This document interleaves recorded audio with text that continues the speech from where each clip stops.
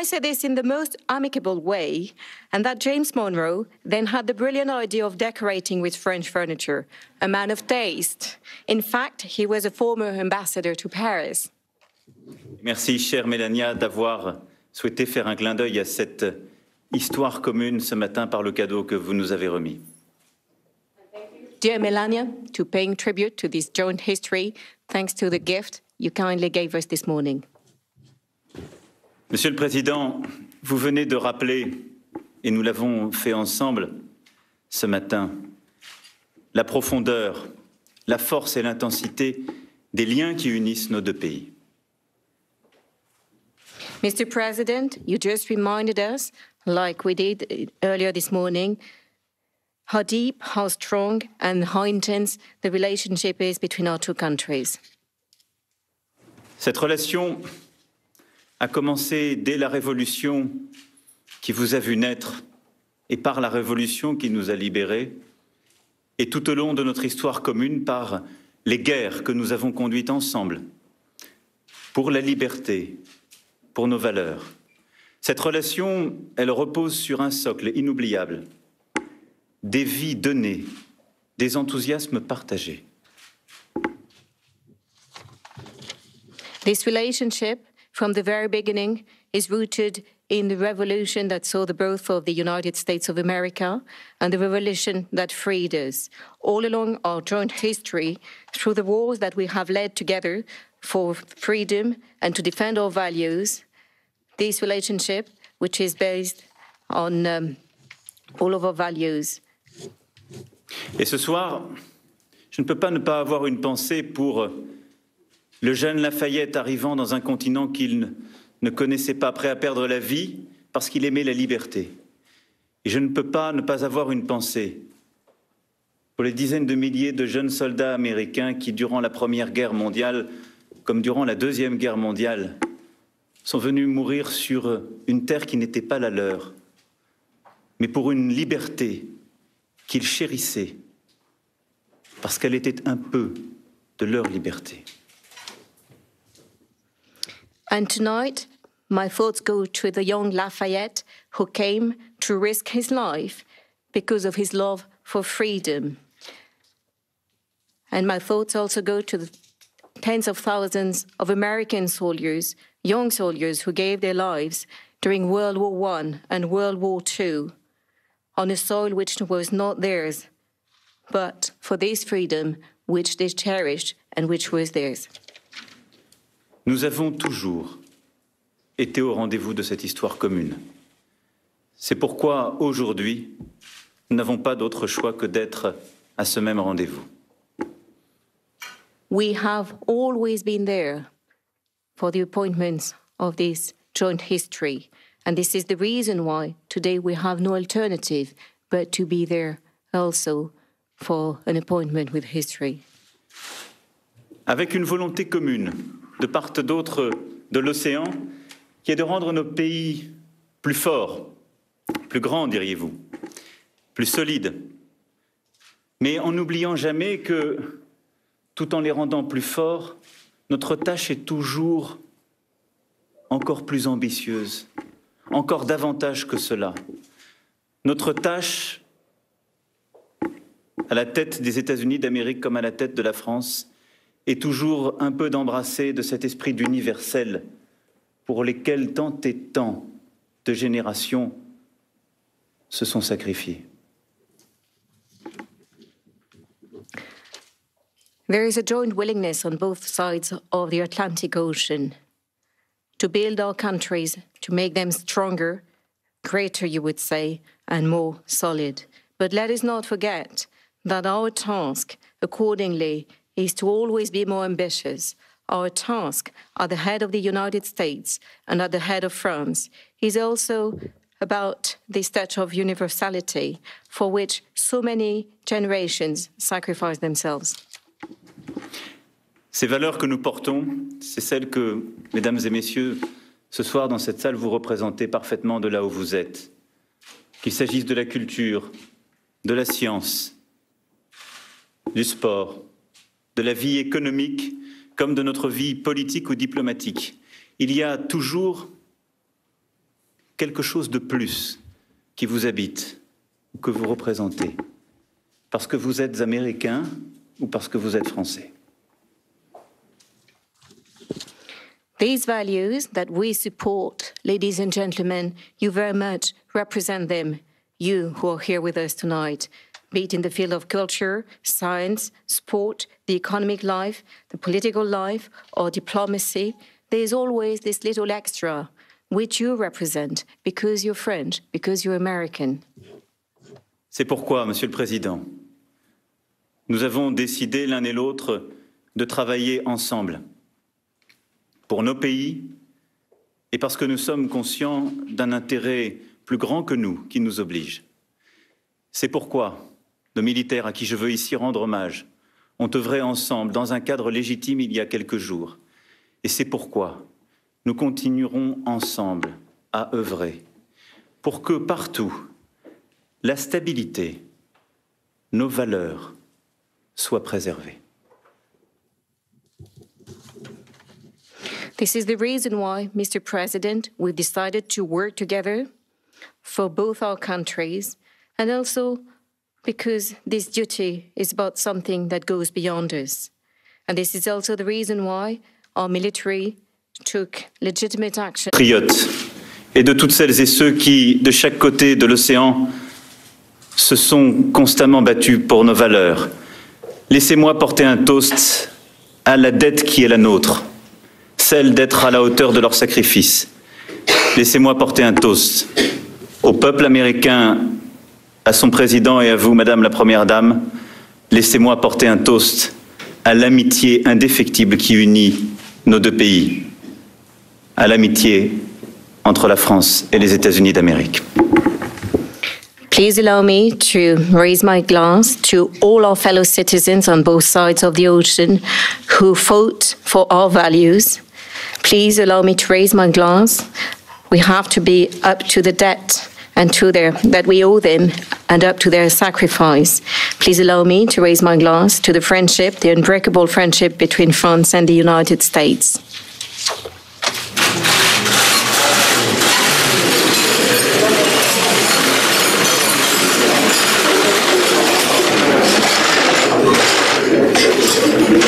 All right, there you see. Welcome to Hannity. And the French President Macron just finished speaking at the White House, the first White House state dinner hosted by President Trump and the First Lady, Melania Trump. Also tonight, we have a lot of news to get to. The U.S. is now making significant diplomatic progress on the Korean Peninsula and all around the world. In just a few moments, we will break down what are just remarkable developments put in motion by policies of peace through strength. By the way, something just unthinkable in the Obama years of appeasement. Plus, tonight, we'll reveal why many in the mainstream media are actually rooting for the administration to fail on the world stage. Sadly, it's not happening for them. And spoiler alert, it doesn't have anything to do with Russia. Russia, stormy.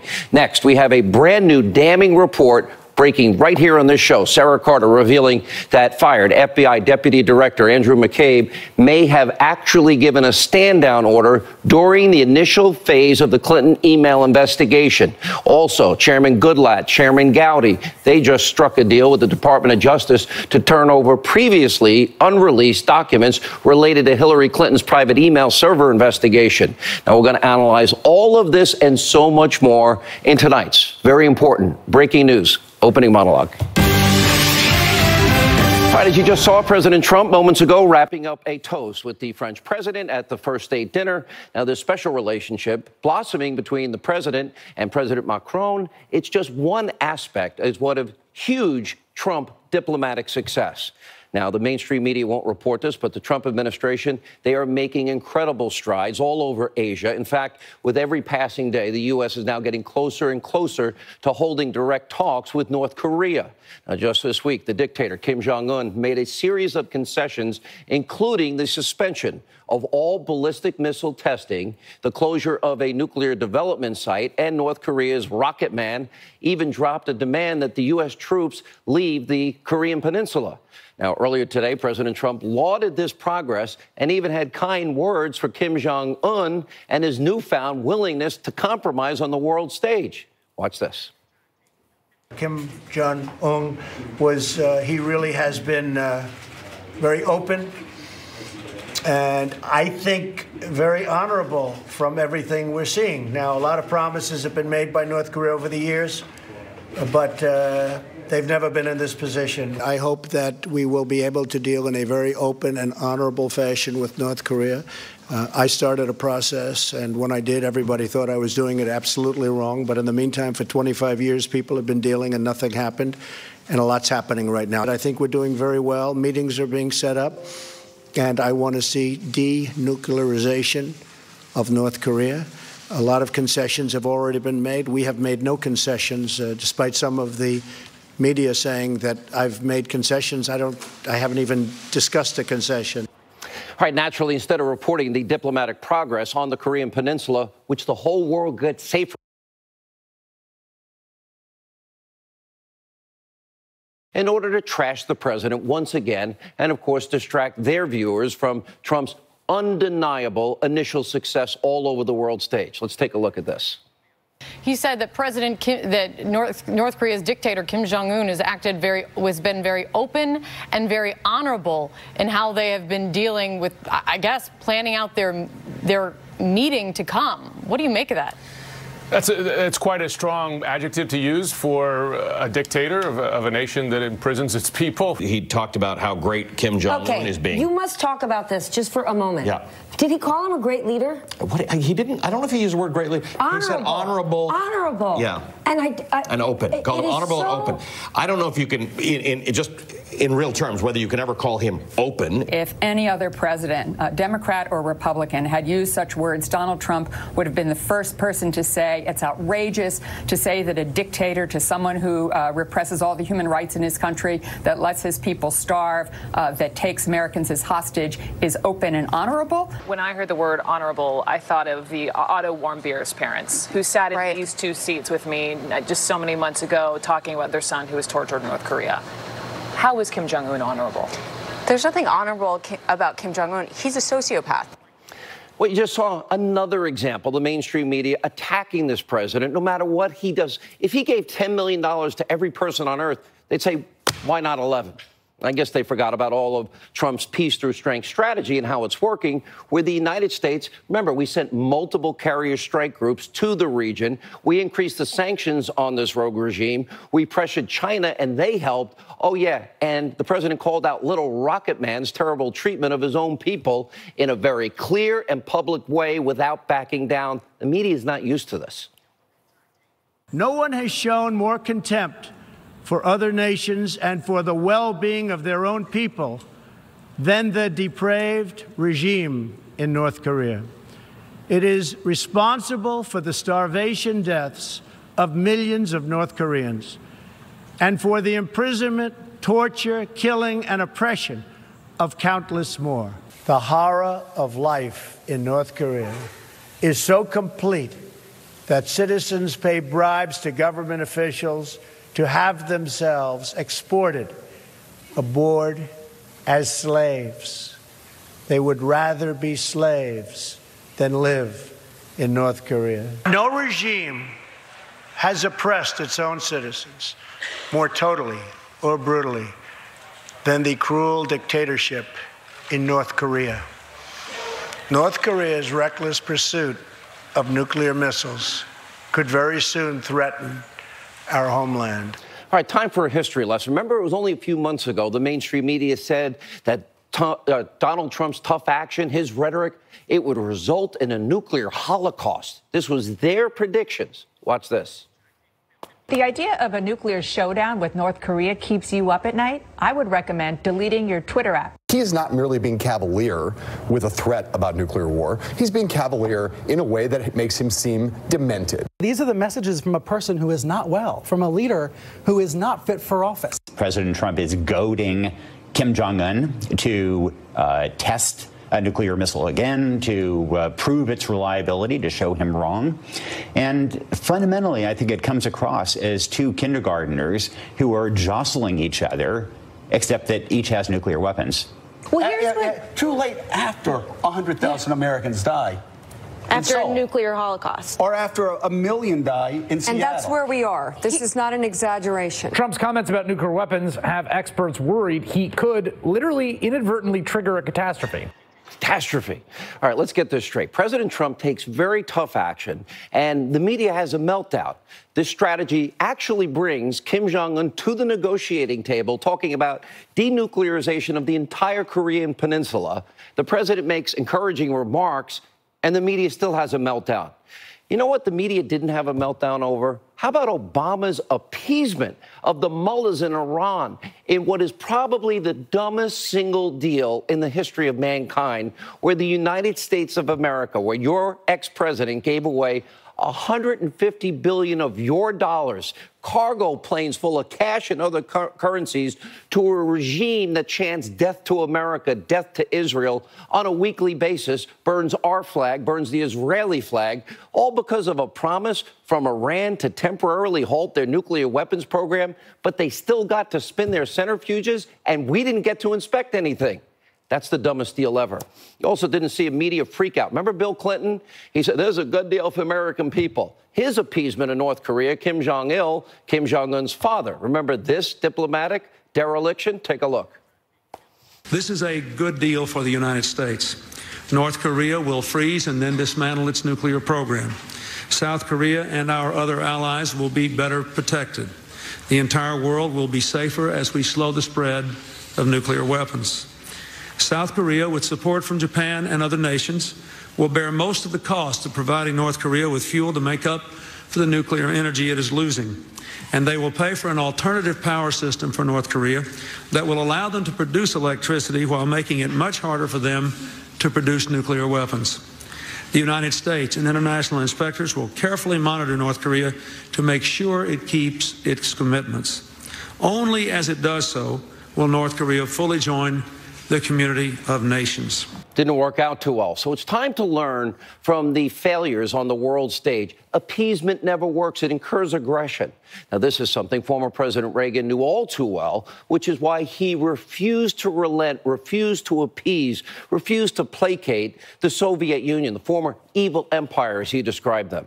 Now, back then, many on the left were also predicting the worst, that Reagan would bring us to the brink of nuclear war. And what happened? The Berlin Wall came tumbling down. There is one sign the Soviets can make that would be unmistakable, that would advance dramatically the cause of freedom and peace. General Secretary Gorbachev, if you seek peace, if you seek prosperity for the Soviet Union and Eastern Europe, if you seek liberalization, come here to this gate. Mr. Gorbachev, open this gate. Mr. Gorbachev, tear down this wall. And the wall came down. We'll have more on President Trump's significant diplomatic progress all throughout the show. We'll show you how bribing dictators and kissing the rings of despots and murderers has failed all throughout history. Now let's turn to a brand new explosive report from our own Sarah Carter, uncovering a damning new revelation about what is serious misconduct at some of the highest levels in our government. Now, according to Sarah tonight, multiple sources are saying that fired FBI Deputy Director Andrew McCabe issued a stand-down order during the initial phases of the FBI's investigation into Hillary Clinton's private email server. And according to Carter's sources tonight, McCabe was overseas when he became aware of the investigation and sent electronic communications voicing his displeasure with agents, in other words, doing their job. One FBI official tells Sarah Carter, quote, McCabe tried to steer people off the private email investigation that appears to be obstruction and should be investigated. Now, this, of course, comes on the heels of the IG report on McCabe's firing, revealing, quote, McCabe said that a high-ranking Obama Justice Department official expressed concerns about FBI agents taking overt steps in the Clinton Foundation investigation during the presidential campaign. So it's clear that during the 2016 presidential election, the deep state, as we have now been reporting over a year, was alive and well. Now, we have reached out to Andrew McCabe for comment. We have yet to hear back. And also breaking tonight, Sarah Carter just tweeted out, DOJ will make the 6 months of missing texts that were eventually located by the IG, that's Horowitz, between Strzok and Page available to Congress sometime tonight or tomorrow, according to sources. That's developing. Now, we will comb through all of those texts if and when they become available. This is a huge development. And meanwhile, we know the two House committee chairmen, Bob Goodlatte, Trey Gowdy, they are making huge strides on their efforts to hold this deep state accountable. Now, this week, the two Republican congressmen, in fact, struck a deal with the Department of Justice and will now gain access to documents surrounding the FBI's investigation into Hillary Clinton and how she mishandled classified information on her unauthorized private email server. Now, these new developments should shine a light on why James Comey gave white glove special treatment to Hillary while turning a blind eye to her serious crimes. Do we have equal justice under the law? Now, tonight there's a new report. James Comey is lawyered up, and he has, in fact, tapped a personal friend, former U.S. attorney, to help him navigate the current muddy legal waters surrounding him. We did reach out to Comey's attorney for comment. He said he's been a part of Comey's legal team since May of 2017. News to me. And tonight I have some friendly advice for Comey's lawyer. You might want to acclimate your client with 18 U.S.C. 793 about leaking classified information, which is a serious crime, and your client needs to be held accountable. I have said many times this year, 2018 is the year of the boomerang, and now it's time for the disgraced former FBI director to answer for his deliberate, improper, and now potentially criminal actions. I have told you this is the biggest abuse of power, corruption scandal in the history of this country. The media has been entirely missing in action the entire time. And the same can be said of the many people at the highest levels of power, sadly. No wonder why they attack me in this show pretty much hourly, daily. Hannity, Hannity, Hannity. Joining us now with the breaking news, Fox News contributor Sarah Carter, Fox News legal analyst Greg Jarrett. Sarah, we begin with you. Let's get into a deep dive into this new development. I think one of the most important things that we've discovered, Sean, is the fact that, and this has been going on for some time, I've been looking into this for over a year now, is that McCabe actually gave a stand-down order, according to the sources that I spoke with, in the early phases of the Hillary Clinton use of a private email. And that would have been in March 2015, after the New York Times first broke the story that she was using a private email for government business. Shortly after that story came out, FBI agents with the Washington, D.C. field office opened an investigation into Hillary Clinton and began to look into all aspects of that. At that time, McCabe was overseas in Europe and sent a message, according to the sources that I spoke with, electronically to those agents and told them to back off and to stay away from that. Now, remember, it wasn't until July that when the Inspector General had actually asked at the DOJ, that was in 2015, to open an investigation into Hillary Clinton. And this is a significant development, Sean, because that means that there were possibly two stand-down orders. We know that the Wall Street Journal reported that there was possibly a stand-down order on the Clinton Foundation investigation. This adds a whole new scope to that, and apparently there is evidence to show it. All right, let's go to Greg, the legal side. So much to cover on this. If McCabe actually, for political reasons, gave a stand-down order, that would arguably be obstruction of justice. Even FBI officials can obstruct their own investigation. Look, it never made sense that people like David Petraeus, John Deutsch, Harold Martin, Sandy Berger, and a half a dozen other people were prosecuted for doing the exact same thing that Hillary Clinton did. And yet Comey stood in front of television cameras back in 2016 in July and said no reasonable prosecutor would bring such a case. He seemed to have amnesia that many reasonable prosecutors, including his own, had done the exact same thing. So it's very curious here. We warned him. Yes. Right here. You warned him. No good lawyer would let him write this book and go on this tour. Well, and the other aspect of this is we've learned today that he's hired yet another lawyer. Now, the first lawyer, Patrick Fitzgerald. That's right. The first lawyer, Daniel Richman, is the person to whom Comey leaked 7 stolen presidential memos, 4 of which were classified in terms of their content. So now he can hide behind the attorney-client privilege with Richman. And if he also gave those same memos to Fitzgerald, and I believe he did, he's now hired him to hide behind the attorney-client privilege. That put Scooter Libby, who was right. recently pardoned, he's the one that put him on trial. That's and correct. Got a conviction. That's correct. Yeah. So you've got Comey now versus McCabe, and I suspect McCabe's going to start singing like a canary because he is in serious legal jeopardy now with the criminal referral against him for lying to the Inspector General. Sarah, last word for you tonight. Well, and I think a lot of other people are singing like canaries. That includes Peter Strzok and Lisa Page and everybody else who is involved in this. Why do they still have top security clearance? Why do they still have access to this information? Well, and I think that's important because I think the Inspector General still has access to them as long as they're still employed. And remember, they are civil servants, so it's not easy to get rid of them. But I have a feeling that they're actually cooperating, and that's why they're there. Last word, Greg.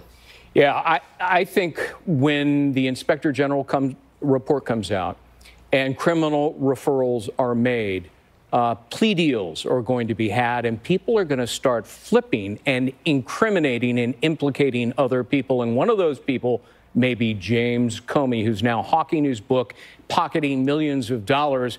And he better hang on to that cash because he may need it for his criminal defense. Amazing. Guys, great reporting tonight. Thank you. Thank you, Greg. Thank you, Sarah. Earlier today, President Trump praised the cooperation between France and the United States in standing up to the mullahs in Tehran, as well as fighting ISIS radicals. Take a look from earlier.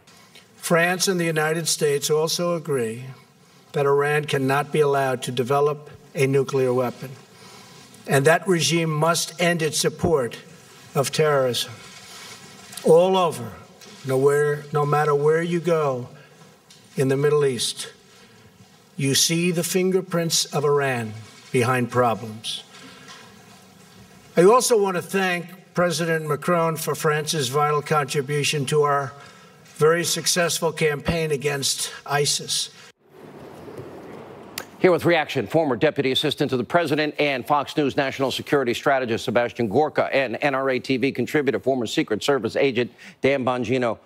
All across Asia, you see you see all these relationships. The Prime Minister of Japan, the President of China capitulating on intellectual property rights, on trade, on automobiles, on tariffs.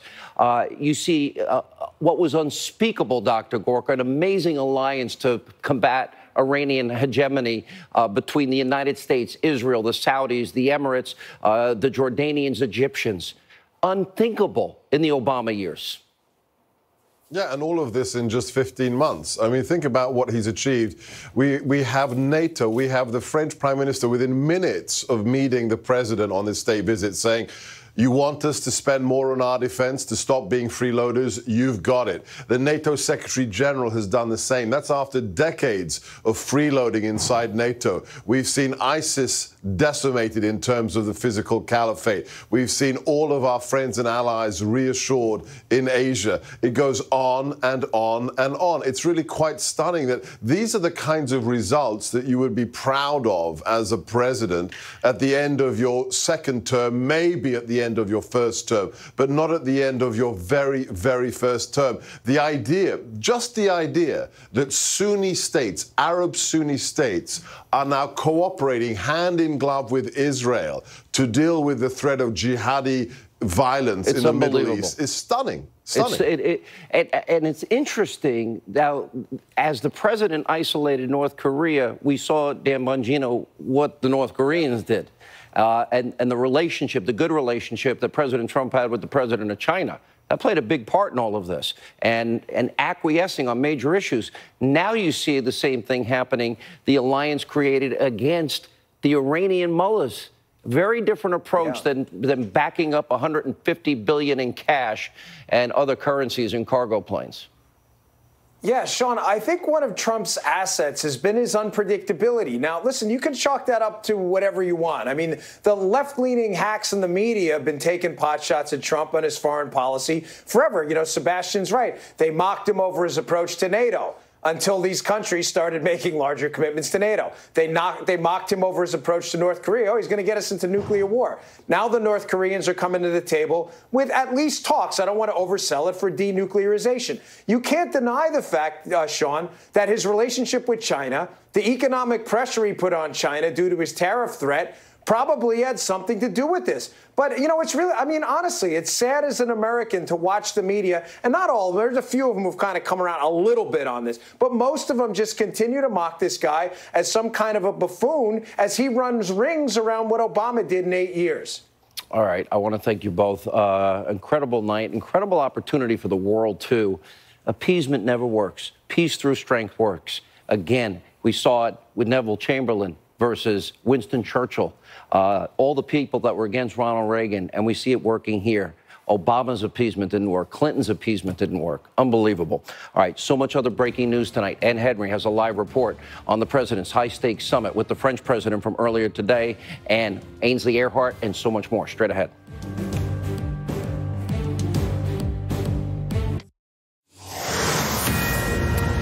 All right, we're looking live at the White House, where President Trump, the First Lady Melania Trump, hosting the French president and his wife, Brigitte, for a state dinner. Joining us now from the White House with much more is reacting to the president's visit from France, Fox News chief national correspondent. A busy breaking news night, and we do have new news breaking from our own Catherine Herridge, I believe, about Comey's memo. Leak contact had special employee status. This guy Richmond, the Columbian professor, Ed Henry. Yeah, absolutely. That's something that's breaking tonight. The Comey memos still resonating and impacting. But you're right. The president also conducting a lot of business with the French president. They appeared to make some progress in dealing with Iran. And that matters big time, because think back to what the Iranian foreign minister said on Sunday.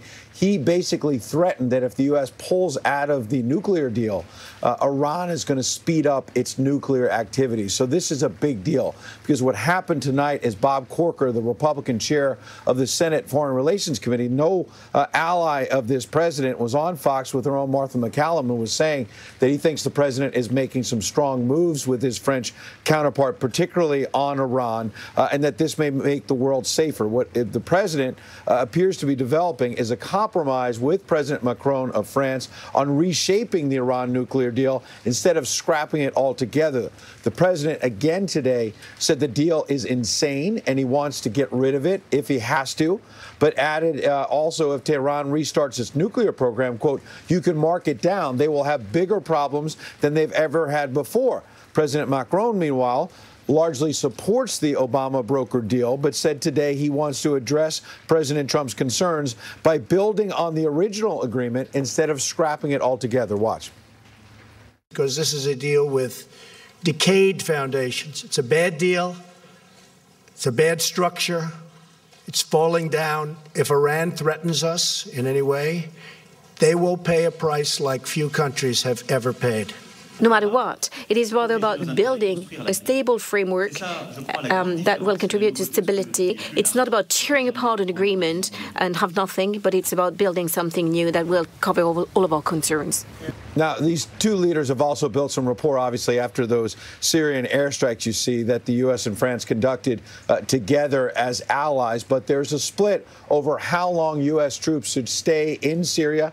The president saying he wants to make big decisions in a very short period of time for pulling out U.S. troops. Macron today said he wants to stretch out that timetable. But the bottom line is what you're seeing is progress on some of these key issues. And just as some of the president's critics knocked him for some of the tough rhetoric last year on North Korea, now you see North Korea at the table. The president continuing the tough rhetoric aimed at Iran, and now you see the French president trying here to broker a way forward, Sean. All right, Ed Henry at the White House tonight. We appreciate it as always. Joining us now, North Carolina Congressman. He's the chairman of the House Freedom Caucus and also Freedom Caucus member, Florida Congressman, full disclosure, who I want to be the next Florida governor. Oh, and Mark Meadows actually shared a cookie with him in a green room in Washington, D.C. Full disclosure. Welcome, both of you, back to the program. Congressman Meadows, let me go back. Are we really going to get 6 months worth of struck page memos, and what percentage of those memos would that be? Well, I do believe that we'll get those. I can tell you the Department of Justice is working very closely with Chairman Gowdy and Chairman Goodlatte to try to make sure that we get them. But there is a critical gap right now of about 3 critical months of the page-struck memos that we believe will be very enlightening. In fact, some of that we believe will put some context to Director Comey's claims that, you know, he was just an innocent bystander in all this. We don't believe that the facts are bearing that out. Interesting report by Sarah Carter tonight. Do you well, I guess you probably wouldn't be able to answer if you did know, so I won't. I'll spare my time. One of the things that we know, over a year ago, the State Department was supposed to hand over some 72,000 Clinton emails, Congressman DeSantis. We're still waiting for those emails. Do we know if that's part of the deleted emails? And is there any knowledge of if those 33,000 emails were ever recovered that we know that she tried to acid wash and destroy? Well, that's the thing, Sean. You almost always can find the emails somewhere, and yet in this case, there was the FBI's judgment that, hey, these 30,000 emails, we just can't find them. Now, in the Judicial Watch litigation for FOIA, you know, they've identified the backup server by Datto Inc. as potentially having those. The FBI never searched that. I asked Christopher Wray whether they did. You know, he could not confirm that they did. So we need to look at all the possible areas where those emails were, because when you have emails subpoenaed, you don't just turn over the ones that you want to turn over and then acid wash the rest. That's not the way it works. I think there were a lot of work-related emails that they deleted. There may have been emails related to the foundation and other things that are of interest to Congress. So we've got to find them if they're out there. Congressman Meadows, if you look at the original, in the exoneration of Comey and Strzok, and Strzok eventually interviewed Hillary, and then the original exoneration written months before the investigation, or the interview of Hillary and 17 other people, they had said, and it had been reported, that 5 foreign agencies had hacked into Hillary's server in the mom-and-pop shop bathroom closet. Okay, so here's my question. Yeah. That means they exist. You know, WikiLeaks is a separate issue. They've always said it's not Russia. But if James Comey's original piece said these entities had hacked into it, that means other countries likely have them. So wouldn't it mean we'd be able to recover those emails? Because I don't believe there's 33,000 emails about any one wedding, funeral, or yoga that exists on this planet. Well, you don't believe that. I don't believe that. And more importantly, the American people, Sean, don't believe that, because as we look at 30,000 emails, getting rid of those, you know, isn't it interesting that there may be more foreign governments with Hillary Clinton emails than Congress or those who are going after it? You know, I just find it just inexcusable. And so as we look at this, the bigger picture really right now is, are we going to get to the bottom of it? I can tell you that the people I have the privilege of serving said it's about time that we get to the bottom of it, and I think that the coming days will provide a lot of fruit. It's amazing how everything has backfired and is boomeranging. Both of you have done a phenomenal job. The American people deserve to get the truth on emails about fixed investigations, about FISA abuses, about Hillary paying for a dossier full of Russian lies. We need to get to the bottom of all of it. All right, when we come back, President Trump's state dinner with the French president, Ainsley Earhardt, is here, and also to talk about her new book. Straight ahead.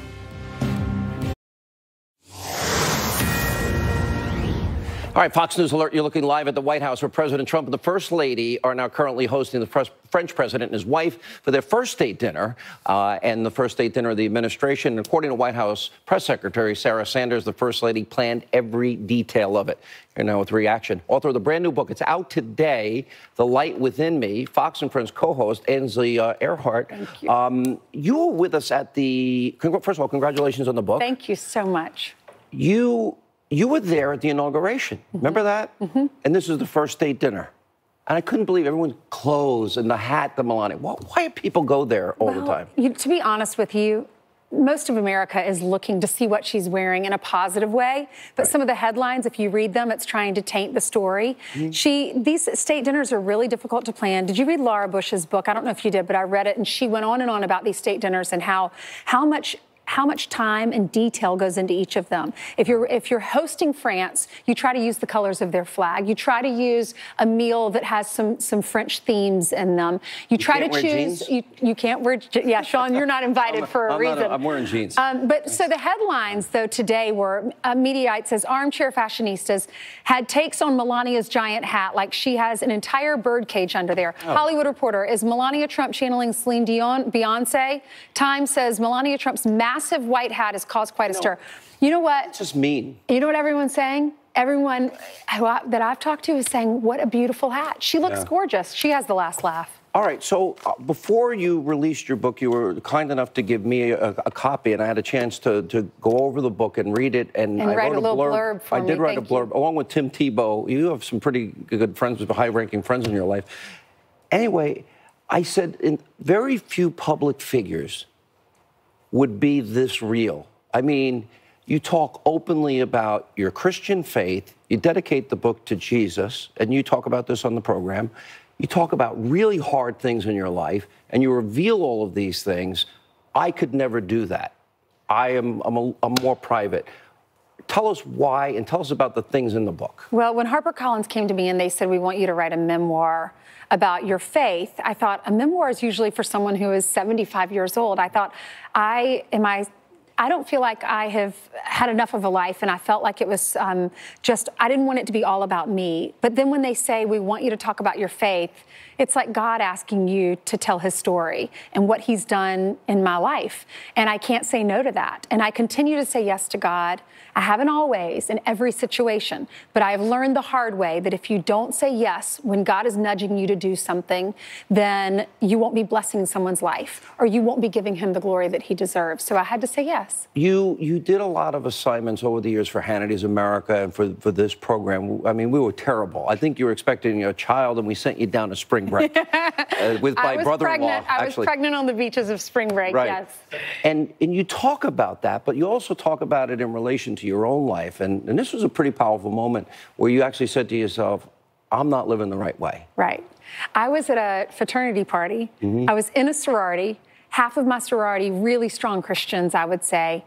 There was a Bible study, and several of us were in a separate Bible study, but I was living with, 1 foot in the bar and 1 foot at Bible study. 1 foot in the bar. Yeah, and I'm not saying you have to stop drinking, you have to do all this if you become a Christian. And a lot of people, they believe that life is not going to be fun anymore. But I was at a fraternity party, and I asked Jesus to come into my life. The whole story's in there. Changed my life. It's very personal, and I think a lot of people get a lot out of it. It's called The Light Within Me, an inspirational memoir. Also, congrats on the show with Brian and Steve. Thank you. We hope you'll come back. Great to see you again. Thank you so much for your Appreciate support. it. Congratulations on the book. Thank you. Amazon.com, Hannity.com, bookstores everywhere. Terrifying video next.